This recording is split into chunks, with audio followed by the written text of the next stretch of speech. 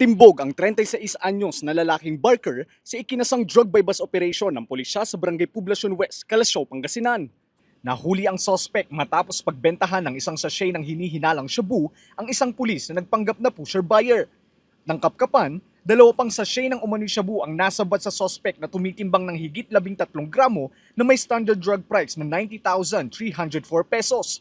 Ayon sa pulisya, itinuturing na isang street-level individual ng sospek na masusi umanong minanmanan ng mga operatiba dahil sa mga illegal na aktibidad nito. During operation sa bypass, nakuhanan po natin siya ng isang sachet po ng shabu at matapos maibigay ng ating pusher buyer yung pera, inabot niya po yung shabu. At nung maaresto siya at kinapkapan, may 2 pang sachet na nakuha po sa kanyang posisyon. May 2 buwan po natin itong binamanmanan na napatunayan po natin na talaga siya po ay nagbibinta po ng illegal na droga, particularly itong shabu. Nasa street level siya pero malaki-laki rin yung nakuha ang shabu po sa kanya.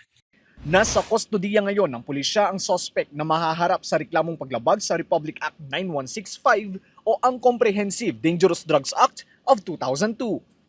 Tuloy-tuloy po yung kampanya natin sa droga para mahinto po yung pagbibinta, paggamit po dito. Kaya kami po nananawagan sa ating mga kababayan na kung maaari po yung mga involved sa illegal na droga ay ihinto na po nila. Ang sa ganun po is hindi mapariwara yung buhay nila at umayos yung kanilang kinabukasan. Lester Narag, Balitang, Solid North.